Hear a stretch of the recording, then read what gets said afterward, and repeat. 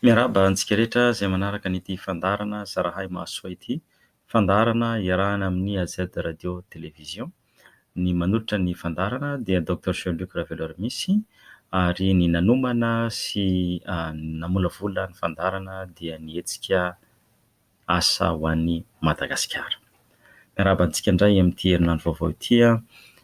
Tamin'ny faran'ny herinandro teo isika dia tsy nisy ny fandarana izay ialana tsiny be dia be satria tsy teto an-toerana ny tenako nanomana azy fa mbola nitondra ny fianakaviako nanatrika ny fianamben'ny mpisavalalana, fianambe maneran-tany iraisam-pirenena ny tanora mpisavalalana tany amin'ny fanjakan'ny Wisconsin.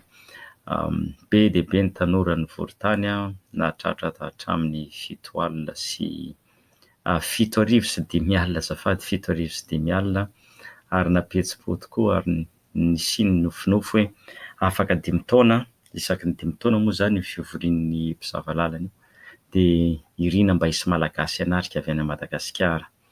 Horesahana ny tompony andraikitry ny tanora any amintsika dia ho jerena ny mety ahafahana manatotosa izany fa voatoana ihany ny ambo-po.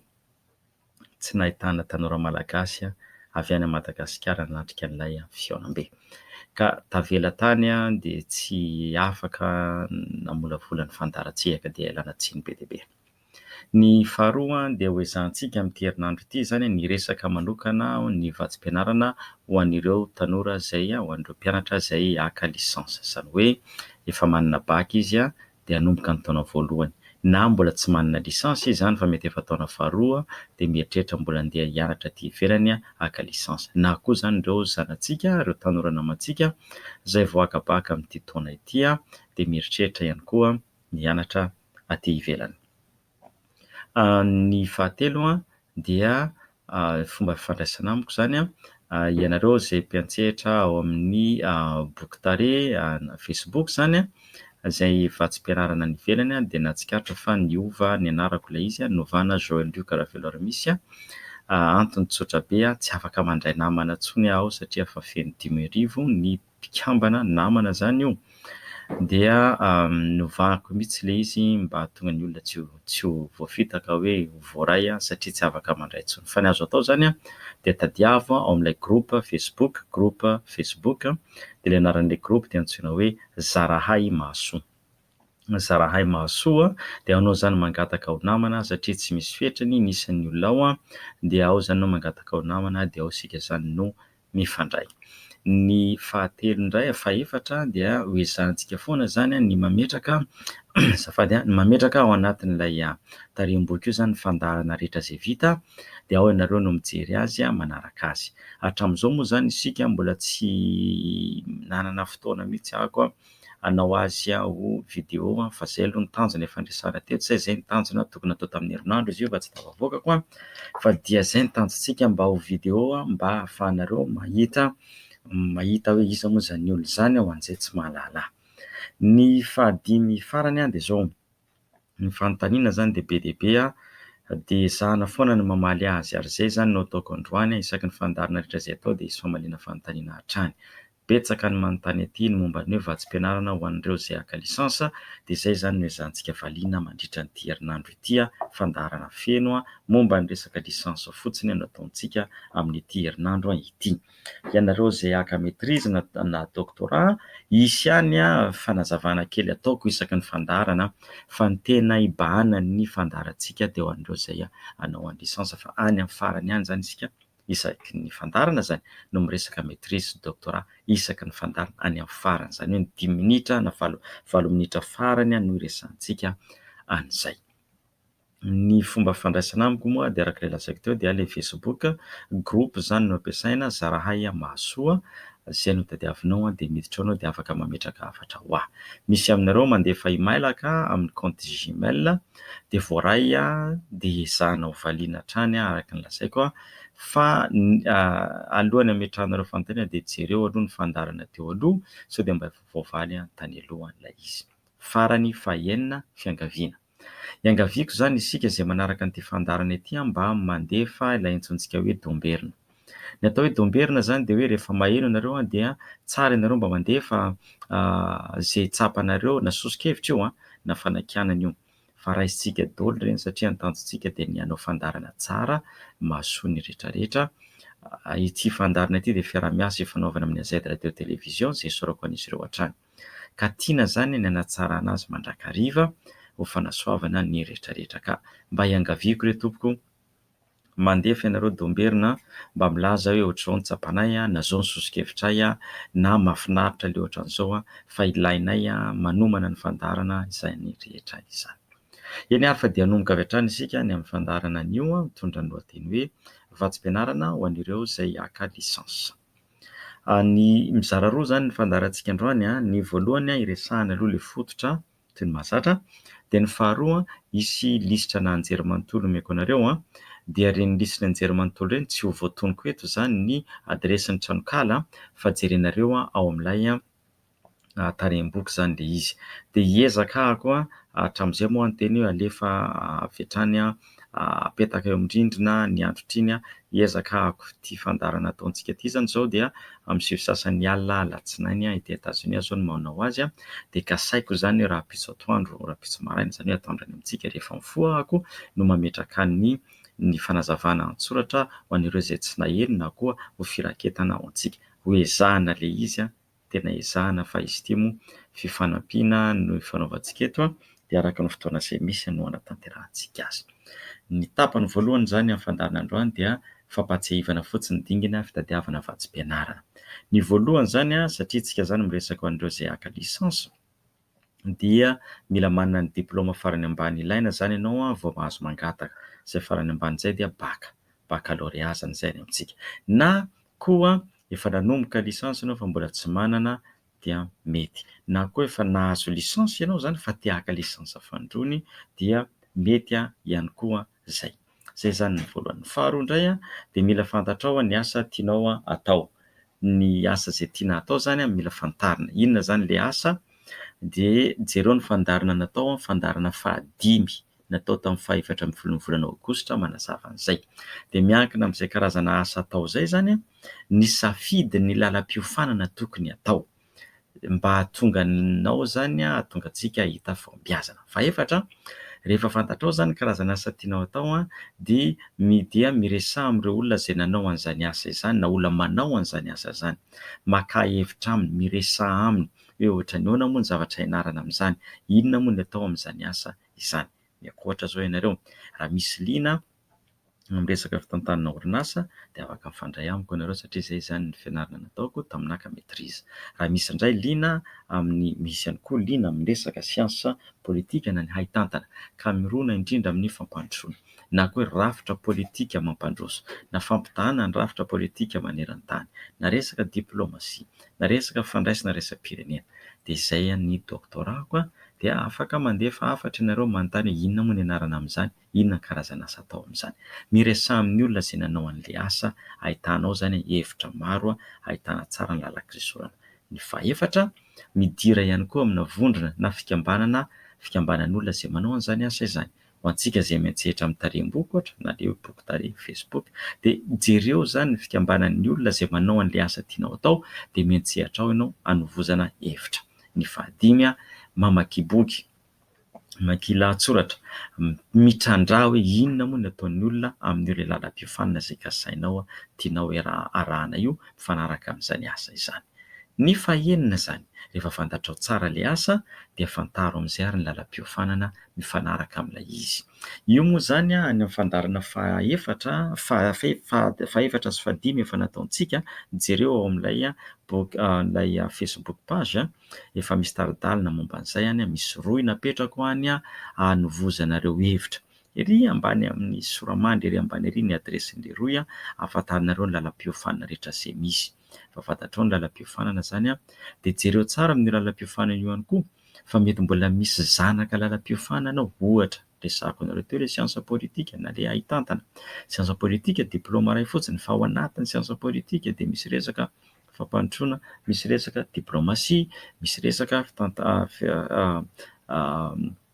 fifandraisana raisam-pirenena, izany hoe misy zanaka lalam-piofanana. Ka rehefa hitady an'ilay lalam-piofanana, hitady an'ilay vatsim-pianarana zany isika, azafady rehefa hitady an'ilay vatsim-pianarana zany isika dia azo tadiavina daholo amin'ny alalan'ny siansa politika na amin'ny alalan'ilay zanaka lalam-piofanana izay tianao manavanana anao, ohatra zao ilay izy hoe fifandraisana raisam-pirenena. Rehefa fantatra izay dia ao vonona amin'izay zany ny zavatra ankapobeny izay takian'ny anjerimanontolo rehetrarehetra: pasiporo, ny adresy mailaka izay tianao hifandraisana aminao, izay tokony hisy anaranao, ilaina ny anaranao amin'io, adresy andefasana ilay taratasy avy amin'ilay anjerimanontolo ka azo antoka fa voaray ilay taratasy, dia ny sary tapaka izay tsy voatery efa omanina, curriculum vitae izay mombamombanao rehetrarehetra, taratasy manazava ny antony angatahana ilay vatsim-pianarana, taratasy manazava ny mombamomba ny tena avy amin'ny olo-pantatra, io ilay lettre de recommandation, dia omanina ihany koa ny notes sy ny diplôma. Vonona zany isika zany izao, ireo zany ny zavatra ilaintsika, ireo zany ny zavatra tsara ho fantatsika, dia vonona zany isika izao andeha hitady an'ilay vatsim-pianarana. Dingana faharoa zany. Dingana faharoa amin'izay zany izao dia ahaizavana eo ahitantsika vatsim-pianarana ho an'ireo izay haka lisansa. Ho anareo zany izay miaino ka haka maîtrise na doctorat, ireto anjerimanontolo lazaiko ireto zany dia manome vatsim-pianarana ihany koa ho an'ny haka maîtrise, ho an'ny maka doctorat, fa ny hafa indray zany fomba fitadiavana azy, zany hoe tsara fantatrao aloha zany ilay anjerimanontolo, dia ao anatiny amin'izay zany ianao mametraka hoe haka maîtrise ianao na haka doctorat, dia jerenao indray zany ny vatsim-pianarana izay omeny. Fahalalana fototra aloha, tsorina zany etỳ am-piandohana fa sarotra ny mitady vatsim-pianarana ho an'ireo izay haka lisansa. Satria nahoana? Ny lisansa mantsy dia mbola fanabeazana fototra izy raha aty amin'ny anjerimanontolo. Ao zany ilay mpianatra no mandranto ny fototra ny zavatra tiany atao, dia avy eo amin'izay zany izy no mandeha any amin'ilay miompana na ilay mifantoka. Tsara zany. Ka sarotra ilay izy satria zany ny vola izay misy dia saika atokan'ireo anjerimanontolo hanampiana ny olona avy ao aminy. Maro mantsy manoratra teo efa mitady ihany izay fa tsy mety mahita amin'ilay lisansa, na hoe mitady izay amin'ny teny frantsay. Misy be dia be manoratra hoe te hianatra any Kanada ny zanako fa tsy mahita mihitsy. Sarotra zany, misy ilay izy fa sarotra, misy ilay izy fa vitsy.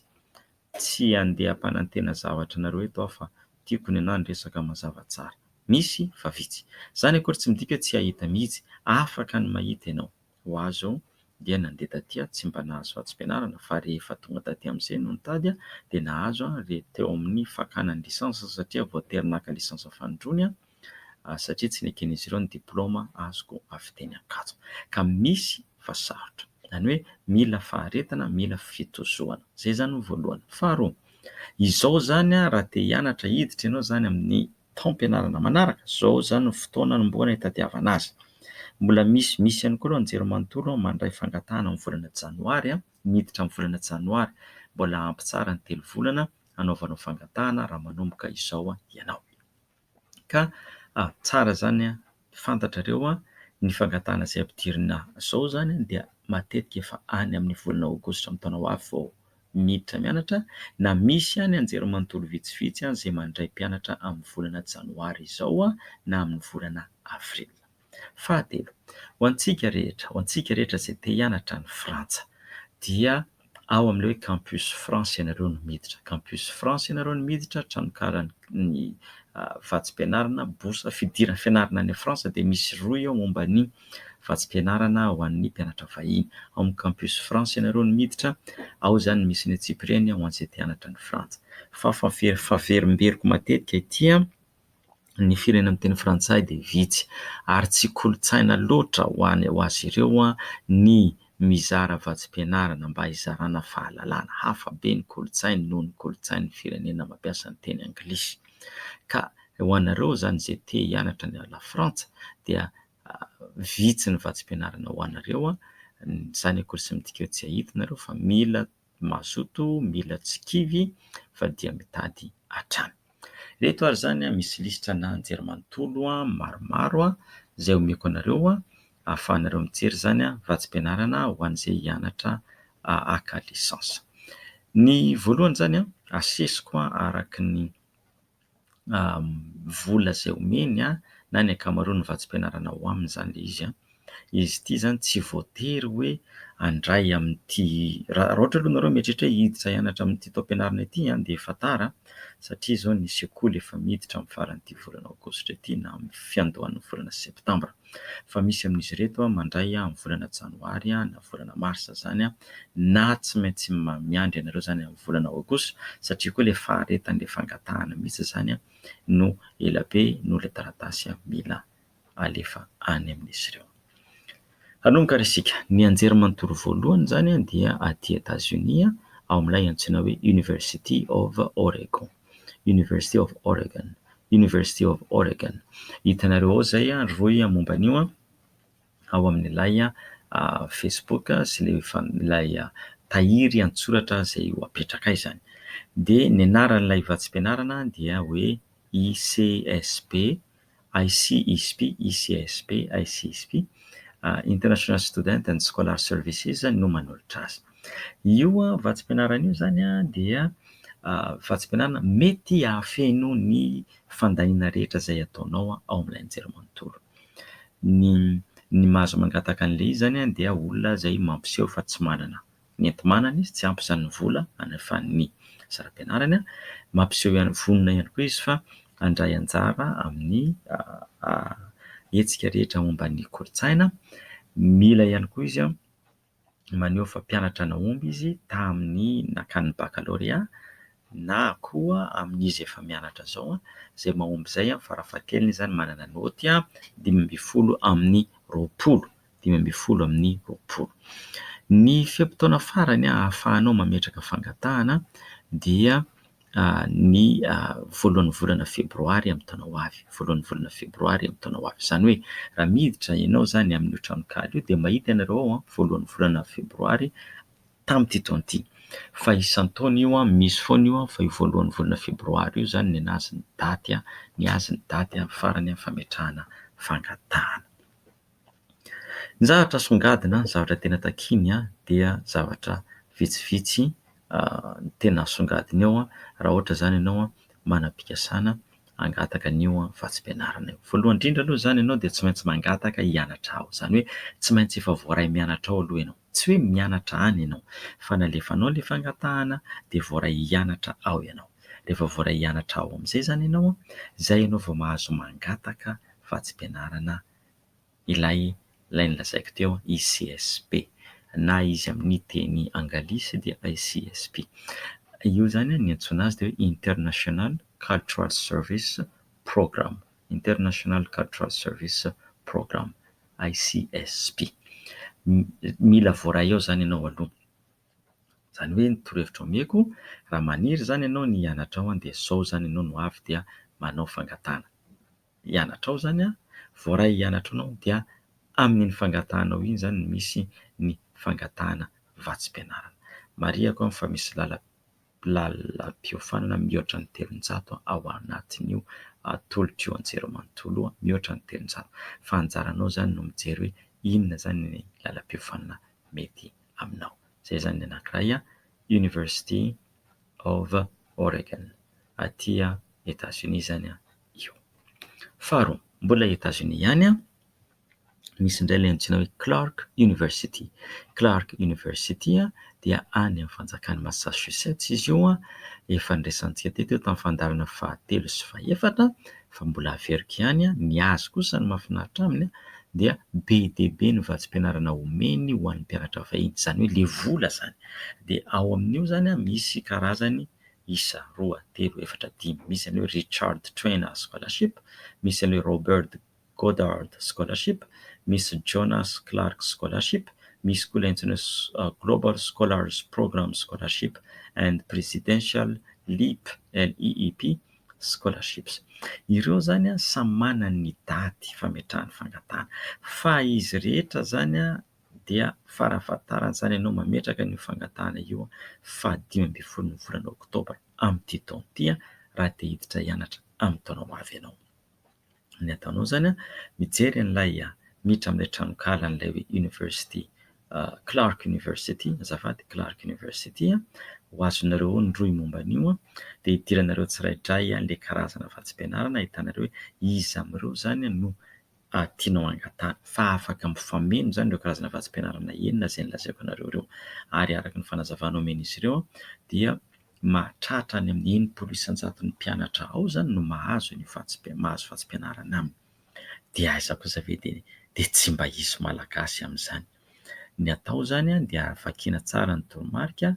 Maro karazana zany izy io, misy zany miainga avy amin'ny asa ataonao anivon'ny fiarahamonina, dia misy izay zany le hoe asa sosialy, fandraisana anjara fampandrosoana fiarahamonina. Misy indray miainga avy amin'ny fahaizana manokana, dia misy indray miainga avy amin'ilay hoe haitarika na hoe leadership, ny fahaizanao mitarika, ny fahaizanao manao zavatra ho an'ny manodidina anao. Ankoatran'ny note zany io. Izay zany le iray Clark University. Zao indray zany isika dia resaka vatsim-pianarana ho an'ireo izay te hianatra any Kanada. Ny Kanada indray zany dia betsaka ny vatsim-pianarana ho an'ny miditra manao lisansa, fa ny olana zany dia vitsy ny manome vatsim-pianarana feno.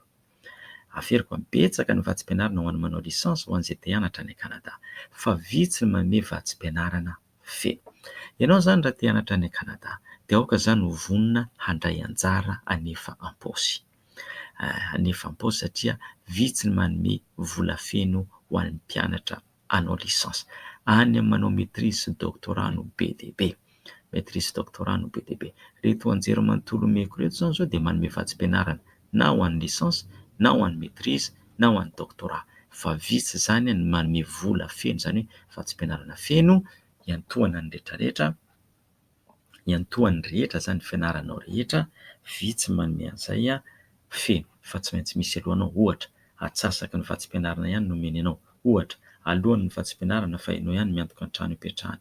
Arakarak'ilay tolotra omen'ilay anjerimanontolo zany le izy. Ny voalohany no resahako aminareo zany dia the University of Winnipeg. University of Winnipeg. Ny Winnipeg zany ny adresin'ny tranonkalany UWINNIPEG.ca. UWINNIPEG.ca. Io zany manome vatsim-pianarana izy. Manome vatsim-pianarana izy dia misy zany ilay antsoina hoe President's Scholarship for World Leaders. Dia misy karazany maro zany izy io ao. Io vatsim-pianarana io zany, io ilay lazaiko anareo hoe tsy feno, fa eo amin'ny $3500 hatramin'ny $5000. Raha tsonona zany dia mety ny atsasaky ny saram-pianarana ihany no voantoka io amin'ilay semestre anankiray. Fa manome izy dia azonareo jerena. Io zany University of Winnipeg. Mety hiteny ianareo hoe ka zavatra ohatr'izany inona ary no resahanao azy eto? Resahana eto ilay izy satria izao misy olona mety manan-katao ny afaka mandefa ny zanany na afaka mandeha, fa tosika no ilainy. Dia azony jerena zany University of Winnipeg io. Ny azy ny Winnipeg misy daty maro samihafa. Raha ohatra zany ianao te hiditra amin'ny volana, ohatra zao te hianatra anglais fotsiny, ohatra ianao te hianatra anglais fotsiny dia raha te hiditra ianao hianatra amin'ny volana janoary dia amin'ny fahatelopolon'ny volana septambra amin'ity taona ity ny fe-potoana farany ametrahanao fangatahana. Raha te hianatra anglais zany ianao dia fahatelopolon'ny volana septambra amin'ity taona ity ny fe-potoana farany ametrahana fangatahana. Raha ohatra indray zany ianao hoe amin'ny ankapobeny mihitsy hoe maka lisansa ka te hiditra koa ianao zany amin'ny janvier dia fahatelopolon'ny volana septambra amin'ity taona ity ianao no mametraka fangatahana. Mitovy ihany ny azy. Ny azy zany dia izao, mitovy amin'ny rehetrarehetra.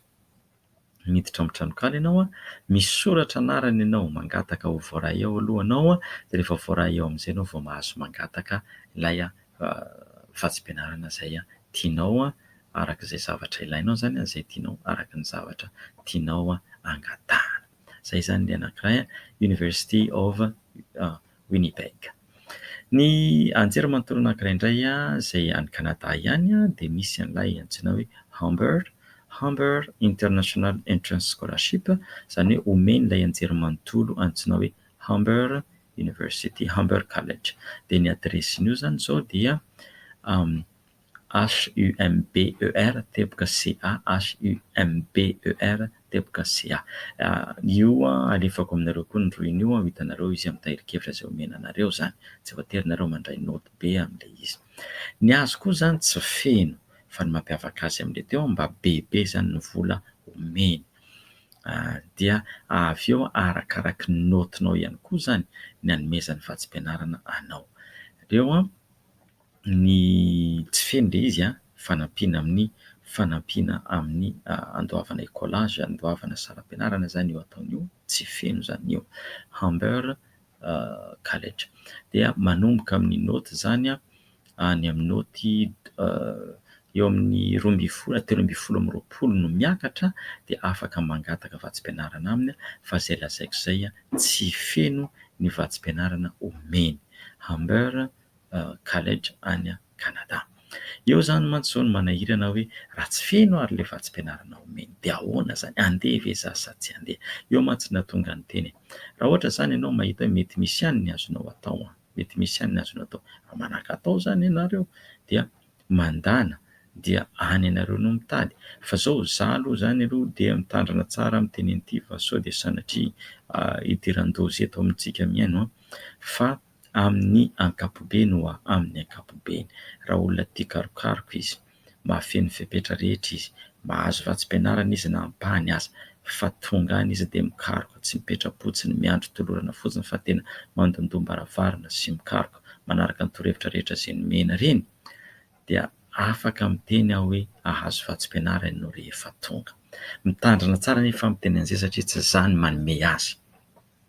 Fa zay zany ny fanandramana ny ainako sy ny zavatra hitako an'ireo izay efa lasa ka tsy nahazo vatsim-pianarana feno. Any indray zany mikarokaroka, misy vahaolana indray rehefa tonga any amin'ilay toerana. Zay zany momba an'ilay Humber College. Ny farany zany dia andeha ilay antsoina hoe University of Canterbury any Nouvelle-Zélande. University of Canterbury any Nouvelle-Zélande. Io indray zany dia manome vatsim-pianarana mety hahatratra feno, ataoko hoe mety hahatratra feno satria manomboka eo amin'ny $1, $5,000, $2 ny vola omeny. Io moa zany mety hitenareo ary dolara daholo, ka zay tsy inona ny fomba hanehoany azy zany, mba satria io zany ny fifanakalozana iraisam-pirenena zany io. Ka raha ohatra zany ianao te hianatra ny Nouvelle-Zélande, iza mahalala, mety ianao zany voalohany indrindra ho an'ny Nouvelle-Zélande eo aminareo mianakavy eo, dia jereo fa ny daty fametrahana fangatahana farany dia ny faraka amin'ny 30 ny volana Oktobra. Zay ny daty farany raha ohatra zany ianao te hiditra ny volana, te hiditra hianatra ianao ny volana May amin'ny volana Janoary amin'ny taona manaraka, tamin'ny taona ho avy zany. Fa raha ianao indray zany te hiditra hianatra amin'ny volana May ny taona 2024 na ny volana Aogositra ny taona 2024 volana May 2024 dia ny fehim-potoana farany hametrahana fangatahana dia ny voalohan'ny volana Marsa 2024. Ny fomba fanaovana azy koa dia tsotra be, mangataka hianatra any ianao, voaray hianatra any ianao, zay ianao vao mangataka indray vatsim-pianarana ho ao amin'izy ireo. Zay ny azan'ny dingana zay omeny. Ka ny any Nouvelle-Zélande zany io araka ny lazaiko teo, zany hoe ny roa ireo zany averiko ireo roa ireo omenanareo ireo tsy voatery raisinareo naoty fa jerenareo zany, ezaka moa zany raha ampitso isika zany dia apetratsika ho anareo zany, apetratsika ao aminareo zany le izy ao amin'ny Facebook page Sarahay Mahasoa, na midiro ampikambanao vao afaka mahita azy ianareo. Averiko ihany raha te hianatra ny Nouvelle-Zélande dia faraka amin'ny 30 ny volana Oktobra ianareo no mametraka amin'ny fangatahana na ny voalohan'ny volana Marsa amin'ny taona ho avy. Zay indray zany ny fandaharantsika androany. Za moa zany teo nilaza hoe misy foana ho an'ny hanao maîtrise sy doctorat. Ilay anjery manontolo rehetra izay nilazaiko anareo teo dia misy vatsim-pianarana ho an'ny hanao maîtrise sy doctorat. Fa ny resahana manokana tamin'ity zany dia ho anareo izay haka licence. Dia jerenareo zany ao amin'ny Facebook page Sarahay Mahasoa ny roy, misy n'izy rehetrarehetra eo apetratsika eo izy zany ny atoandro talata atoandro dia efa ho hitanareo le izy, amboarina izy androany alina, nara-pitso famaranana be mametraka azy eo. Misaotra antsika rehetra izay nanaraka ny fandaharana, maniry sy miangavy mba handefasanareo domberina kely ny tenako, manome sosokevitra na fanamarihana ahafahantsika manatsara na manohy izay mety amin'ity fandaharana izay atolotra ho antsika rehetra ity. Mankasitraka tompoko lahy, mankasitraka tompoko vavy, misaotra amin'ny fanarahana hatramin'ny farany, manoatra saorona teknisiana izay nampita ny feo tany amintsika, isaorana mandrakariva ny AZ radio television ny amin'ny fiaraha-miasa izay ataon'izy ireo ho fampitana ity fandarana ity. Misaotra tompoko, amin'ny manaraka indray amin'ny alarobia ny fotoanantsika. Maraso feo indrindra. Misaotra tompoko.